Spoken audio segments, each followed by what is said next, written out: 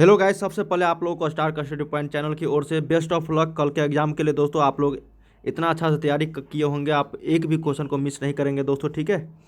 और 70 जो ऑब्जेक्टिव किया गया वो उसमें 35 जो है आप आसानी से टिक जो है करके आ जाओगे, ये मेरा गारंटी है दोस्तों। आप लोग टेंशन मत लेना, बहुत ही अच्छे तरह से आप लोग का एग्जाम जाएगा, ठीक है। इस वीडियो हम लोग देखने वाले हैं दोस्तों 12 board exam most VVI question जो आप लोग को कल के एग्जाम में आने वाले हैं दोस्तों। फाइनल एग्जाम रिवीजन वीडियो के तौर पे मैं आप लोग को यहाँ पे देने वाला हूँ, फिक्स भौतिक विज्ञान का, ठीक है। और भी क्वेश्चन का प्रैक्टिस सेट करना चाह रहे हैं दोस्तों तो इस वेबसाइट की मदद से कर सकते हैं। starkstudypoint.com गूगल पे लिखिएगा तो आप लोग को मिल जाएंगे, वहाँ पे सभी सब्जेक्ट का chapter wise objective model set, ठीक है। टेलीग्राम पे सभी छात्र जुड़ जाइए। एग्जाम से पहले वहाँ पे आप लोग को आंसर की भी दिया जाएगा दोस्तों, जैसे आप लोग एग्जाम दे के आओगे, और इस चैनल की मदद से आप लोग को आंसर की भी प्रोवाइड कराया जाएगा जैसे आप लोग एग्जाम करके आओगे, ठीक है। चैनल को सब्सक्राइब कर लीजिएगा आगे की वीडियो को पाने के लिए दोस्तों। वीडियो को लाइक जरूर करना। ये सभी क्वेश्चन मैं आपको काफ़ी बार बताया भी है दोस्तों, इससे भी रिवीजन के तौर पे मैं आप लोग को दे रहा हूँ ताकि आप अच्छे से रिवीजन कर सको, ठीक है। एक एक भी मतलब क्वेश्चन आप लोगों को मिस नहीं होगा दोस्तों। जितना भी आप लोग जितने भी मैंने आप लोगों को ऑब्जेक्टिव बताए हैं दोस्तों, अगर किए होंगे तो आप 70 में जो है ना आसानी से 35 करके आ जाओगे, ये मेरा गारंटी है, ठीक है। फिर लास्ट में एक बार और बोलूँगा दोस्तों, बेस्ट ऑफ लक आप सभी को। चलिए वीडियो देखिए पूरे और शेयर भी कर दीजिएगा, लाइक जरूर करना दोस्तों, और चैनल को सब्सक्राइब कर लीजिएगा, ठीक है। तो क्वेश्चन नंबर 1 का रहा है दोस्तों यहाँ पर कि आर दूरी से विलग दो इलेक्ट्रॉनों के बीच लगने वाला बल समानुपाती होता है। The force acting between two electrons separated by distance r is proportional to. तो फोर्स का जो फॉर्मूला होता है दोस्तों, एफ डायरेक्टली प्रोपोर्शनल होता है Q1 और Q2 का, और इन्वर्सली प्रोपोर्शनल होता है डिस्टेंस के स्क्वायर का, ठीक है। तो 1/r² को अगर लिखेंगे दोस्तों घात में लिखेंगे तो ये आ जाएगा, भिन्न में लिखेंगे तो r-2 हो जाएगा, यानी कि एक का जो है सही आंसर होगा यहाँ पर सी, r-2 के समानुपाती। अगला क्वेश्चन देखते हैं। अगला क्वेश्चन है कि विद्युत फ्लक्स की विमीय सूत्र होता है। The dimensional formula for electric flux. तो इलेक्ट्रिक फ्लक्स का फार्मूला होता है दोस्तों E/A, ठीक है। E जो है इलेक्ट्रिक फील्ड है और A जो है एरिया है।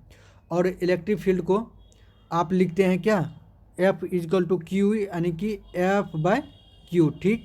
और एरिया को लिखते हैं मीटर स्क्वायर, इसका यूनिट होता है। न्यूटन को लिखते हैं kg मीटर पर सेकेंड स्क्वायर, और Q को लिखते हैं IT, ठीक। और यहाँ पर जो है एक मीटर एरिया का मीटर स्क्वायर है। अब इसका यूनिट लिखेंगे डायमेंशन, तो kg के लिए m का यूज करते हैं डायमेंशन में, तो m हो गया यहाँ पर। और मीटर के लिए l का यूज करते हैं, तो l देखिए 2 यहाँ पर 1 यहाँ पर, तो 3 हो गया l⁻3। और टाइम देखिए दोस्तों, टाइम 2 यहाँ पर है, सेकेंड को t से सूचित t लिखते हैं इसका डायमेंशन फार्मूला के रूप में, तो 2 यहाँ हो गया और 1 यहाँ, तो 3⁻3। और ये माइनस जाएगा तो माइनस में हो जाएगा, और i ये है और i ऊपर में जाएगा तो -1, यानी ml3 t-3 i-1 इसका सही आंसर होगा। तो 2 का जो है सही आंसर यहाँ पर है B, ml3 t-3 i-1। अगला क्वेश्चन देखते हैं। अगला क्वेश्चन है P विद्युत आघूर्ण वाले एक विद्युत द्विध्रुव E तीव्रता वाले विद्युत क्षेत्र में रखा जाए तो उस पर लगने वाला बल आघूर्ण होगा। तो यहाँ पे टॉर्क का फॉर्मूला बताना है दोस्तों, और टॉर्क जो है वेक्टर क्वांटिटी है, तो टॉर्क वाला फॉर्मूला होता है P×E, ठीक है। जब इसका अगर मैग्नीट्यूड के रूप में लिखेंगे तो हो जाता है ये PE sin थीटा, ठीक। तो यहाँ पर सही आंसर होगा इसका 3 का A, P×E। अगला क्वेश्चन देखते हैं। अगला क्वेश्चन है कि एकांक आवेश की समविभव सतह पर x मीटर ले जाने में किया गया कार्य होता है। The work done in moving unit positive charge through a distance x on equipotential surface. देखिए दोस्तों, यहाँ पे जो सरफेस जो है इक्विपोटेंशियल है, यानी कि हर जगह पोटेंशियल एक समान है।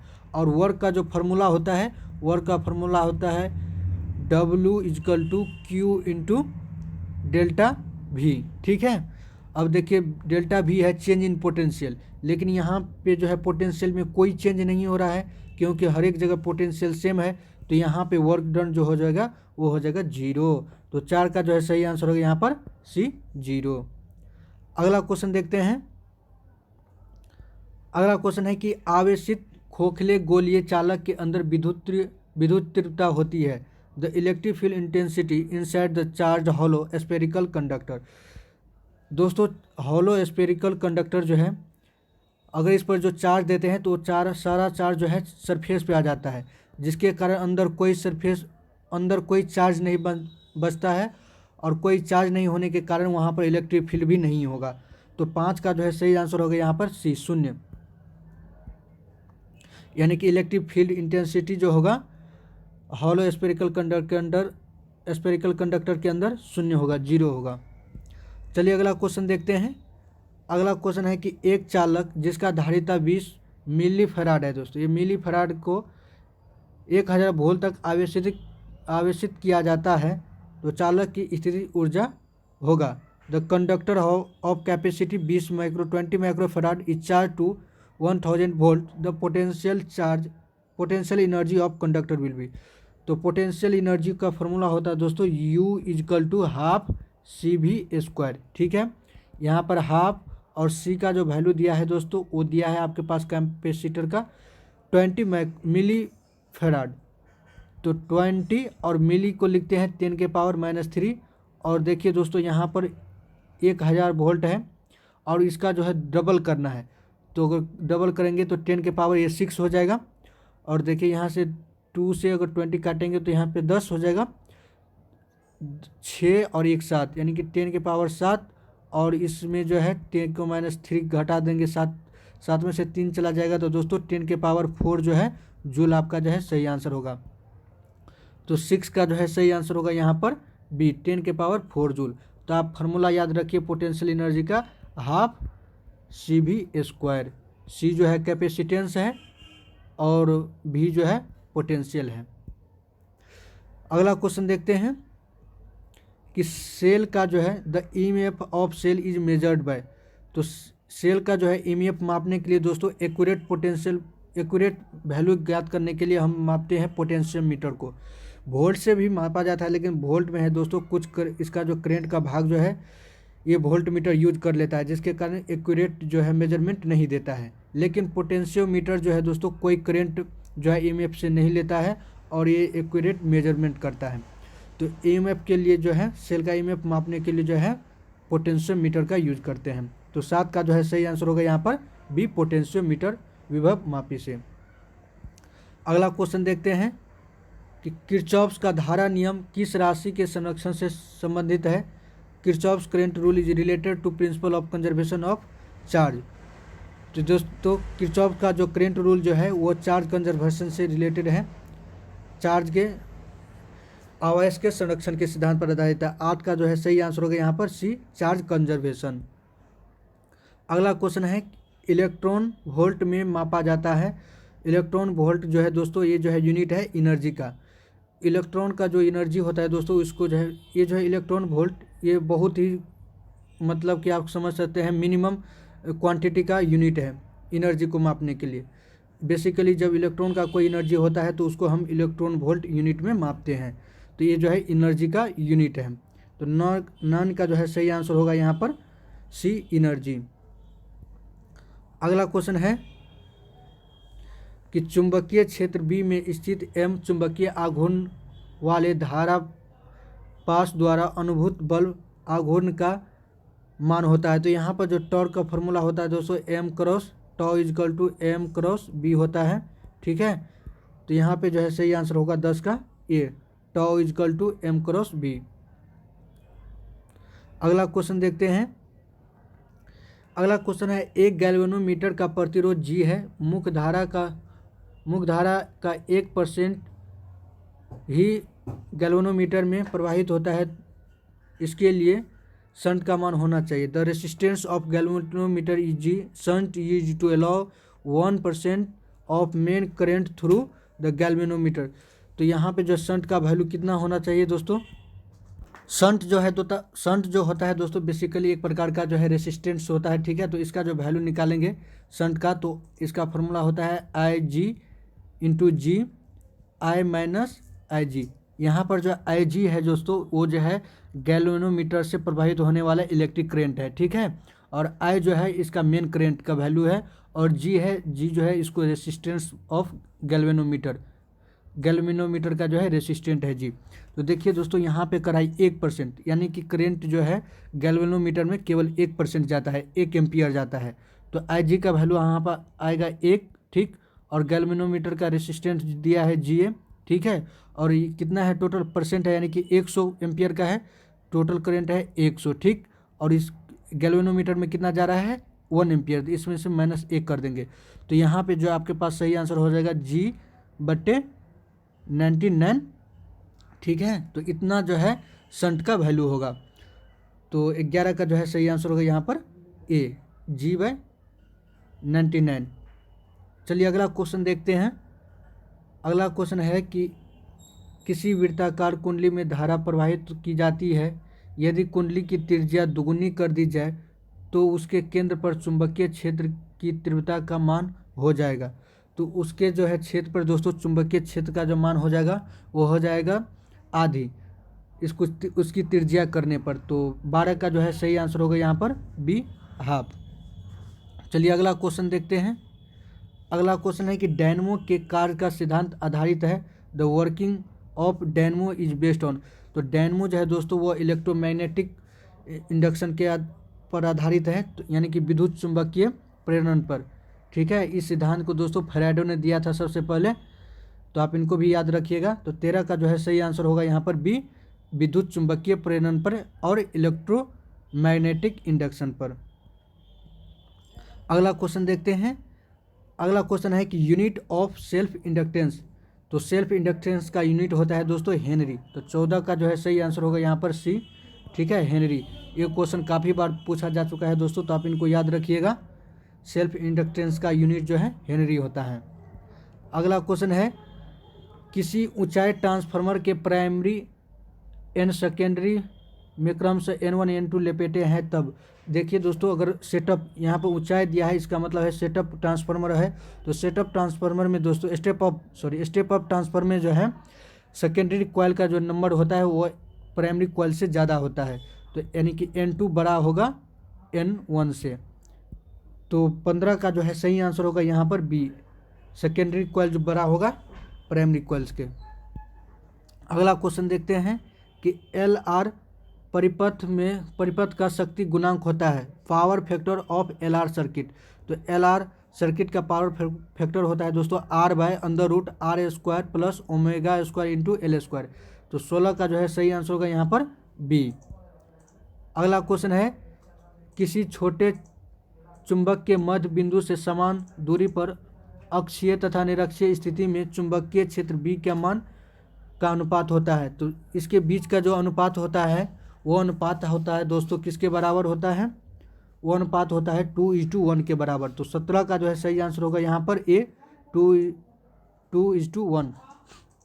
अगला क्वेश्चन है कि the angle of dip at magnetic pole of the earth. पृथ्वी के चुंबकीय ध्रुव पर नमन कोण का मान। तो पृथ्वी के चुंबकीय ध्रुव पर नमन कोण का मान होता है 90 डिग्री। तो 18 का जो है सही आंसर होगा यहाँ पर दोस्तों B। चलिए अगला क्वेश्चन देखते हैं कि विद्युत चुंबकीय तरंग के संचरण की दिशा होती है, the direction of transmission of electromagnetic wave. तो इलेक्ट्रोमैग्नेटिक वेव का जो है ट्रांसमिशन का डायरेक्शन होता है दोस्तों वो पैरेलल होता है E×B का। E जो है यहाँ पर इलेक्ट्रिक फील्ड है और B जो है मैग्नेटिक फील्ड है, ये दोनों के क्रॉस के समांतर होता है। तो 19 का जो है सही आंसर होगा यहाँ पर D।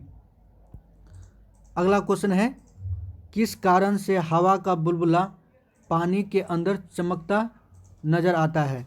तो इसका कारण होता है दोस्तों टोटल इंटरनल रिफ्लेक्शन, यानी पूर्ण आंतरिक परिवर्तन के कारण ही जो पानी में जो हवा का बुलबुला होता है वो इतना चमकीला दिखाई देता है। तो 20 का जो है सही आंसर होगा यहाँ पर C, टोटल इंटरनल रिफ्लेक्शन यानी पूर्ण आंतरिक परिवर्तन।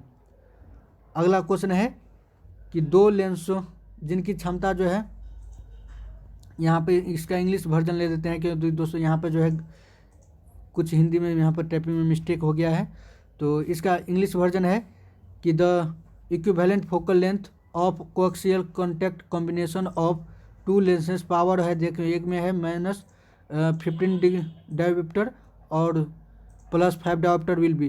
तो इसका जो है इक्विवेलेंट निकालेंगे तो F इक्विवेलेंट होगा सीधा दोस्तों F1 + F2। तो इन दोनों को जोड़ेंगे आप तो आपके पास सही आंसर आ जाएगा इसका -10 सेंटीमीटर।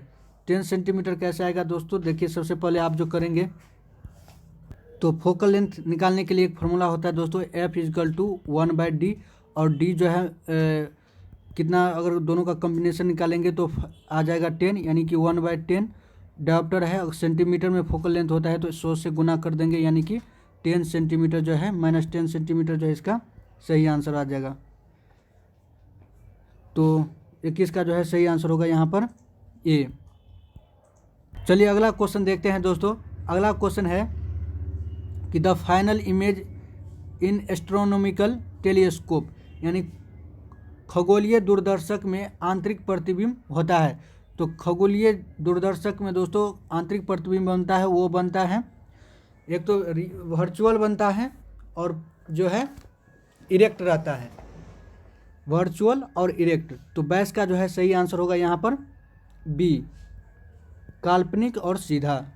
चलिए अगला क्वेश्चन है। अगला क्वेश्चन है कि बेलनाकार लेंस का व्यवहार किया जाता है आँख के उस दोष को दूर करने के लिए जिसे कहा जाता है। तो उस दोष को बोलते हैं दोस्तों एस्टिग्मेटिज्म, ठीक है। एस्टिग्मेटिज्म जो है ये बुढ़ापे में होने वाला जो है आँख का रोग है दोस्तों। इसके लिए जो है हम लोग बेलनाकार लेंस का यूज करते हैं।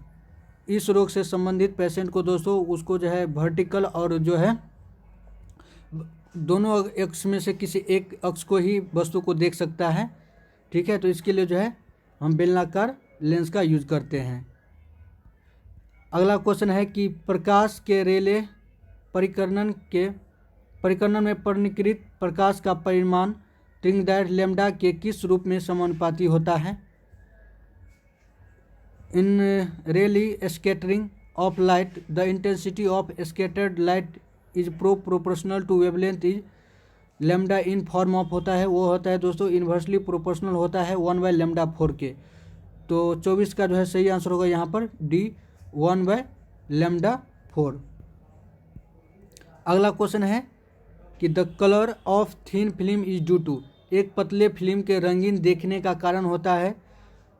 तो पतले फिल्म के रंगीन देखने का कारण होता है दोस्तों, वो होता है व्यतिकरण, यानी कि इंटरफेरेंस। तो 25 का जो है सही आंसर होगा यहाँ पर ए, व्यतिकरण, इंटरफेरेंस। अगला क्वेश्चन है ब्रेवेस्टर लॉ, ब्रेवेस्टर नियम जो है दोस्तों, ये जो है बेसिकली जो है इंटरफेरेंस से संबंधित है, ठीक है।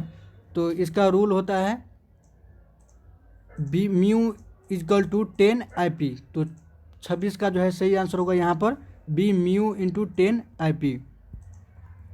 अगला क्वेश्चन है कि the energy of photon of wavelength lambda, the lambda यानी तरंगदैर्घ्य वाले फोटोन की ऊर्जा होता है। तो ये फॉर्मूला काफ़ी प्रसिद्ध है दोस्तों कि E = जो है SC/λ, ठीक है। तो आप इनको याद रखिएगा। तो यहाँ पे 27 का सही आंसर होएगा SC/λ।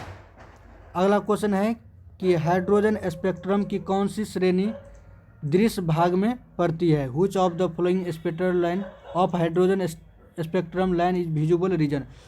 तो विजिबल रीजन होता है दोस्तों, वो होता है बाल्मर सीरीज। बाल्मर सीरीज जो होता है वो विजिबल रेंज का होता है। तो 28 का जो है सही आंसर होगा यहाँ पर ए, बाल्मर सीरीज। अगला क्वेश्चन है निम्नलिखित में कौन आवेश रहित कण है। तो चार्जलेस पार्टिकल इनमें से कौन है दोस्तों, फोटोन जो है, ठीक है। इस पर कोई चार्ज नहीं होता है, चार्जलेस पार्टिकल होता है, इसमें केवल एनर्जी रहता है। तो 29 का जो है सही आंसर होगा यहाँ पर डी, फोटोन। अगला क्वेश्चन है कि the time during which of quantity of any radio active material becomes half of the its original value is called. देखिए दोस्तों, जब किसी भी एक रेडियो एक्टिव मटेरियल जो है जब हाफ लाइफ में जिस टाइम के दौरान वो अपने कंसंट्रेशन का आधा हो जाता है तो उसको हम हाफ एज बोलते हैं, यानी अर्ध आयु बोलते हैं। तो 30 का जो है सही आंसर होगा यहाँ पर बी, अर्ध आयु, हाफ एज। अगला क्वेश्चन देखते हैं एन टाइप के अर्धचालक में बहुसंख्यक धारावाहक होते हैं। The majority charge carrier in N type semiconductor.